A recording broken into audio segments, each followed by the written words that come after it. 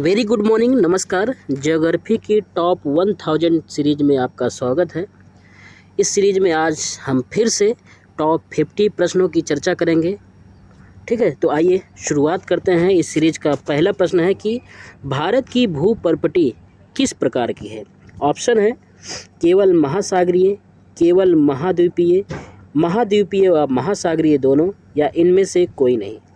तो भारत की भूप्रकृति जो है वो महाद्वीपीय और महासागरीय दोनों प्रकार की है, यानी कि ऑप्शन नंबर सी इसका करेक्ट आंसर है। अगले प्रश्न की तरफ बढ़ते हैं कि पेनिनसुला पठार मुख्यतः किस स्थान से बना है।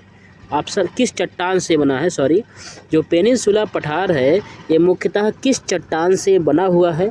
ऑप्शन है अवसादी या कायांतरित या आग्नेय या सभी। तो इसमें जो सही उत्तर है वो है ऑप्शन नंबर सी, आग्नेय या इग्नियस चट्टान से बना हुआ है क्या, पेनिनसुला पठार। अगले प्रश्न की तरफ बढ़ते हैं कि गोंडवाना भूखंड का निर्माण किस युग में हुआ था। ऑप्शन है कृष्णावधि में, या इसी को क्रिटेशियस कहते हैं, या कार्बोनीफेरस, या ट्राइसिक, या जुरैसिक। तो इसमें जो सही उत्तर है कि गोंडवाना भूखंड का निर्माण हुआ था कार्बोनीफेरस युग में। ऑप्शन नंबर बी इसका करेक्ट आंसर है। अगले प्रश्न की तरफ बढ़ते हैं कि अरावली पर्वत किस प्रकार के पर्वत हैं। ऑप्शन है नई मुड़ी, या पुरानी मुड़ी, या अवशेष पर्वत, या ज्वालामुखी। तो इसमें जो सही उत्तर है अवशेष पर्वत के उदाहरण हैं कौन, अरावली पर्वत। ठीक है। अगला प्रश्न है कि भारत का सबसे पुराना भूभाग कौन सा है, ये बताना है। ऑप्शन है कि मालवा का पठार, या बुंदेलखंड का पठार, या कर्नाटक का पठार, या छत्तीसगढ़ का। तो इसमें सही उत्तर जो है वो कौन सा है, ऑप्शन नंबर बी, बुंदेलखंड का जो रीजन है वो भारत का सबसे पुराना भूभाग है। अगला प्रश्न है कौन सा है कि भारत में सबसे अधिक अवसादी संरचना कहाँ पाई जाती है। ऑप्शन है कि हिमालय में, या प्रायद्वीपीय पठार में, या गंगा मैदान में, या अरावली में। तो इसमें जो सही उत्तर है वो है गंगा मैदान में सबसे अधिक अवसादी संरचना पाई जाती है। ऑप्शन नंबर सी इसका करेक्ट आंसर है। अगला प्रश्न की तरफ बढ़ते हैं कि प्रश्न है कि हिमालय पर्वत का निर्माण किसके कारण हुआ है। ऑप्शन है ज्वालामुखीय क्रिया से, या अपसारी प्लेट से, या अभिसारी प्लेट से, या पृथ्वी का शीतलन से। तो इसमें जो सही उत्तर है वो है अभिसारी प्लेटें से ज्वालामुखी का निर्माण, हिमालय पर्वत का निर्माण हुआ है। किससे, अभिसारी प्लेटों से। ठीक है, ऑप्शन नंबर सी इसका करेक्ट आंसर है। अगले प्रश्न की तरफ बढ़ते हैं। अगला प्रश्न है कि सिंधु गंगा ब्रह्मपुत्र मैदान किस प्रकार का क्षेत्र है। ऑप्शन है पठारीय है, या पर्वतीय है, या अवसादी है, या ज्वालामुखी है। तो ऑप्शन नंबर सी, अवसादी मैदान का क्षेत्र है Sindhu Ganga Brahmaputra. Option number C इसका करेक्ट आंसर है। नेक्स्ट प्रश्न है कि निम्न में से कौन सा इंडियन शील्ड का भाग नहीं है। ऑप्शन है बुंदेलखंड, या छोटा नागपुर, या मालवा, या पंजाब। तो इसमें जो सही उत्तर है वो है छोटा नागपुर जो है ये इंडियन शील्ड का भाग नहीं है। ठीक है, सॉरी, इसमें सही उत्तर छोटा नागपुर नहीं है, इसमें सही उत्तर है पंजाब जो है। इसमें सही उत्तर है कि पंजाब जो है ये इंडियन शील्ड का भाग नहीं है। तो ऑप्शन नंबर डी इसका करेक्ट आंसर है। अगले प्रश्न की तरफ बढ़ते हैं कि गोंडवाना अवसादों में मुख्यतः क्या पाया जाता है। ऑप्शन है पेट्रोलियम पाया जाता है, या कोयला पाया जाता है, या चूना पत्थर पाया जाता है, या तांबा पाया जाता है। तो आप जल्दी से बताइए क्या पाया जाता है गोंडवाना अवसादों में। तो पाया जाता है कोयला। ऑप्शन नंबर बी इसका करेक्ट आंसर है। अगला प्रश्न है कि हिमालय पर्वत का निर्माण किस प्रकार की प्लेट के टक्कर से हुआ। ऑप्शन है समुद्री प्लेट से, या समुद्री महाद्वीपीय, या महाद्वीपीय, या उपरोक्त में से कोई नहीं।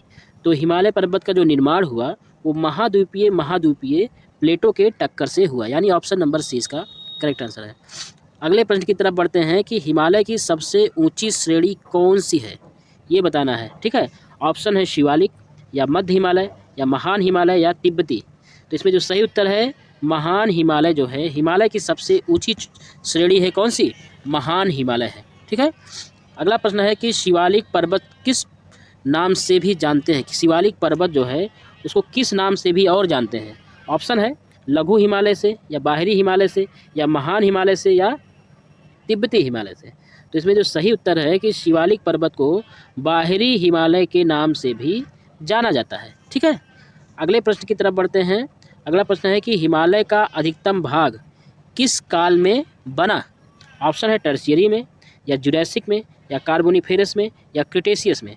तो इसमें जो सही उत्तर है हिमालय का अधिकांश भाग टर्शियरी काल में बना। ठीक है, अगला प्रश्न है कश्मीर घाटी किन दो पर्वत श्रेणियों के बीच स्थित है।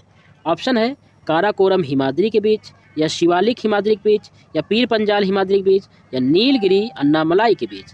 तो इसमें जो सही उत्तर है वो है ऑप्शन नंबर सी, जो कश्मीर घाटी है वो पीर पंजाल और हिमाद्री इन दो श्रेणियों के मध्य में स्थित है।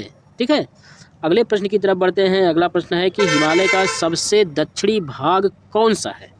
ऑप्शन है शिवालिक है या हिमाचल है या हिमाद्री है या तिब्बती पठार है। तो इसमें जो सही उत्तर है वो है ऑप्शन नंबर ए, यानी कि शिवालिक जो है ये हिमालय का सबसे दक्षिणी भाग है। ठीक है, अगला प्रश्न है कि हिमालय में पाई जाने वाली दून घाटियाँ किससे संबंधित हैं।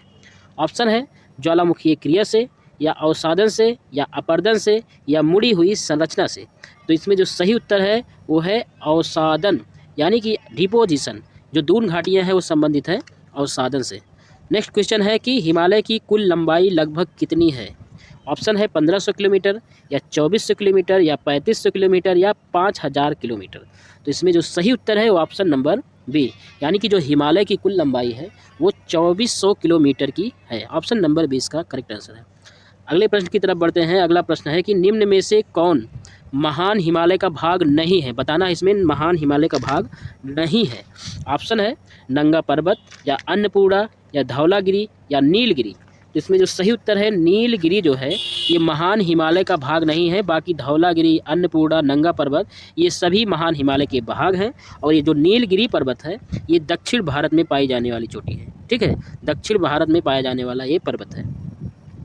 अगला प्रश्न है कि हिमालय को युवा पर्वत क्यों कहा जाता है। ऑप्शन है कम ऊंचाई का है इसलिए, या उच्च ज्वालामुखीयता का है इसलिए, या हाल में बना है इसलिए, या कठोर चट्टानें हैं इसलिए। तो हाल में बने होने का कारण ही इसे युवा पर्वत कहा जाता है। ठीक है, अगला प्रश्न है कि नदी घाटी सिंधु नदी का उद्गम क्षेत्र कहाँ है। सिंधु नदी का उद्गम क्षेत्र कहाँ है। ऑप्शन है मानसरोवर, कैलाश पर्वत, काराकोरम या लद्दाख। तो इसमें जो सही उत्तर है वो ऑप्शन नंबर ए, मानसरोवर ही सिंधु नदी का उद्गम स्थल है। आपको कहीं कहीं पर सिंधु नदी को इंडस रिवर के नाम से लिखा मिलेगा। ठीक है, तो इसका ही इंग्लिश नाम है जो कि ज़्यादा प्रचलित नाम है इंडस रिवर। ठीक है, अगला प्रश्न है कि गंगा नदी भारत में कहाँ प्रवेश करती है। ऑप्शन है नाथुला से या सोनपुर से या हरिद्वार से या गंगोत्री से। मतलब कहाँ से निकलती है, इसमें लिखना था कि गंगा नदी भारत में कहाँ से निकलती है। ठीक है, इसमें सही प्रश्न होना चाहिए था कि गंगा नदी का उद्गम स्थल कौन सा है। तो ऑप्शन नंबर डी गंगोत्री ही इसका उद्गम स्थल है, जिसको गोमुख के नाम से जाना जाता है। कहीं कहीं पर आपको गोमुख लिखा हुआ मिलेगा, तो गंगा नदी का जो उद्गम स्थल है वो गोमुख है। ठीक है, या गंगोत्री है। अगला प्रश्न है कि ब्रह्मपुत्रा नदी भारत में किस नाम से जानी जाती है। ऑप्शन है दिहांग या सांगपो या यरलुंग या सियांग। तो इसमें जो सही उत्तर है ऑप्शन नंबर ए, ब्रह्मपुत्रा नदी को भारत में दिहांग नाम से जाना जाता है। अगला प्रश्न है कि गंगा की प्रमुख सहायक नदी कौन सी है।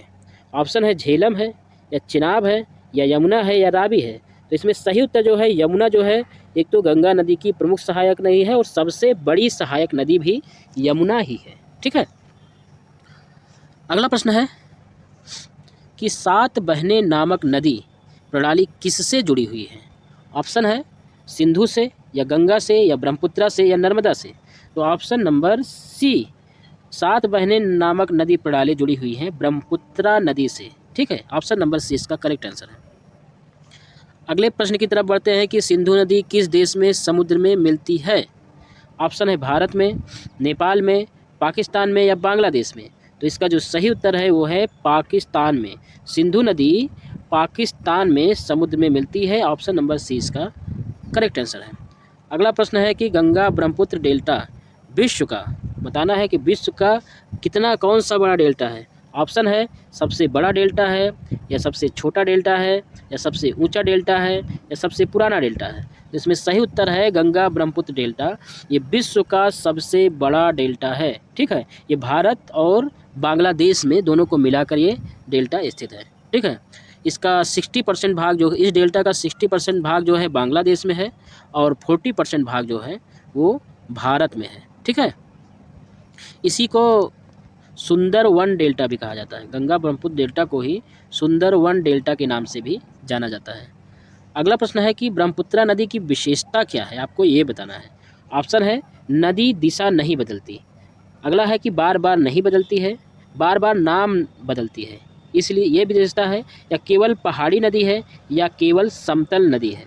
तो ऑप्शन नंबर बी इसका करेक्ट आंसर है कि ब्रह्मपुत्र नदी जो है ये बार बार नाम बदलती है, यही एक इसकी मुख्य विशेषता है। अगला प्रश्न है कि गंगा की कुल लंबाई कितनी है। गंगा नदी जो है उसकी कुल लंबाई कितनी है। ऑप्शन है 1500 किलोमीटर, या 2525 किलोमीटर, या 3200 किलोमीटर, या 5000 किलोमीटर। तो इसमें जो सही उत्तर है 2525 किलोमीटर ही गंगा नदी की कुल लंबाई है। ठीक है, अगला प्रश्न है कि भारत की सबसे लंबी नदी कौन सी है। ऑप्शन है यमुना है, या ब्रह्मपुत्र है, या गंगा है, या नर्मदा है। तो इसमें ऑप्शन नंबर सी गंगा जो है भारत की सबसे लंबी नदी है, जिसकी लंबाई 2525 किलोमीटर है।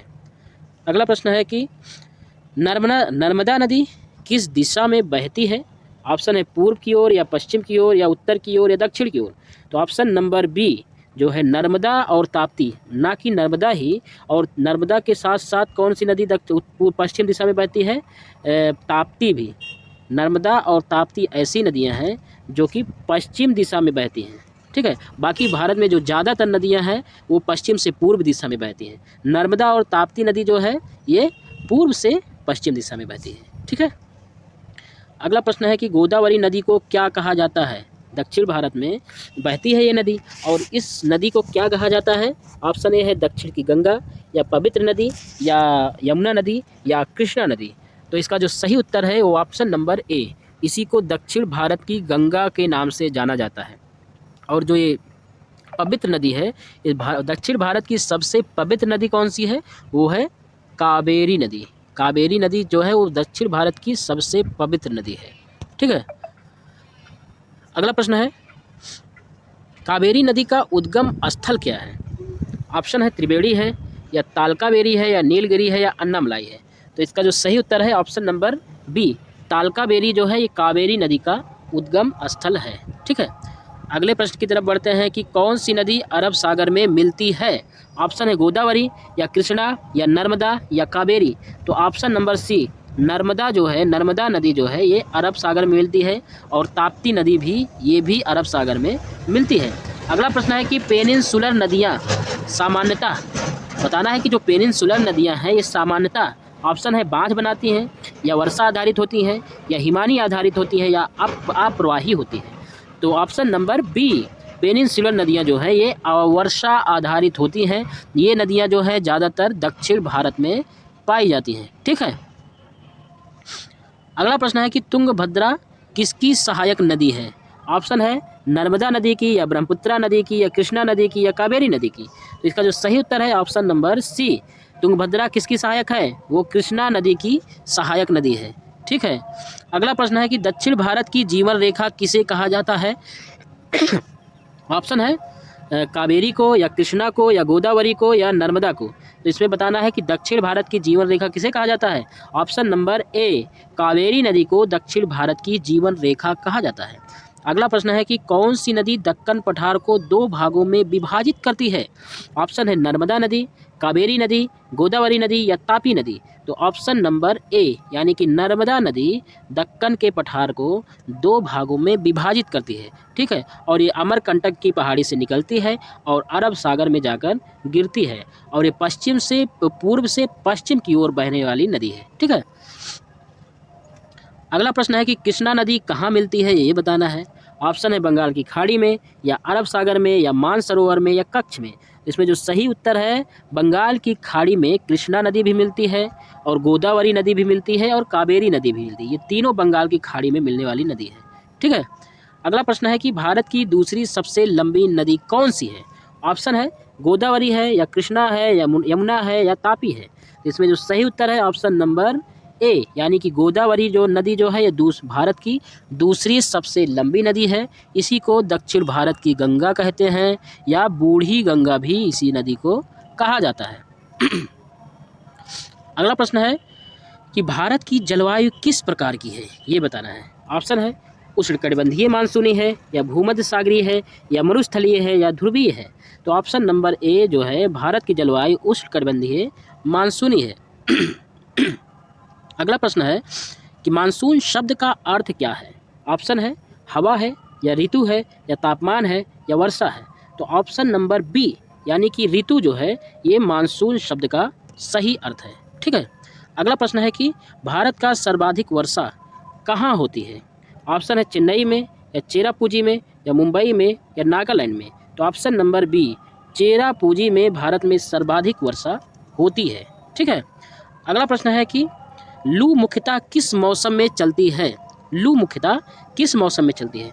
ऑप्शन है सर्दी में, या गर्मी में, या वर्षा में, या शरद में। तो ऑप्शन नंबर बी यानी कि लू मुख्यतः गर्मी के मौसम में चलती है। अगला प्रश्न है कि अल नीनो घटना किससे संबंधित है? अल नीनो घटना किससे संबंधित है? ऑप्शन है हिमपात से, या समुद्री तापमान से, या वायुदाब से, या फिर भूकंप से। तो इसमें जो सही उत्तर है वो है ऑप्शन नंबर बी समुद्री तापमान से संबंधित है। क्या एल नीनो घटना संबंधित है समुद्री तापमान से, ठीक है। ऑप्शन नंबर 20 में करेक्ट आंसर है। अगला प्रश्न है कि भारत में सर्दियों की वर्षा का प्रमुख कारण क्या है? बताना है कि सर्दियों की वर्षा का प्रमुख कारण क्या है।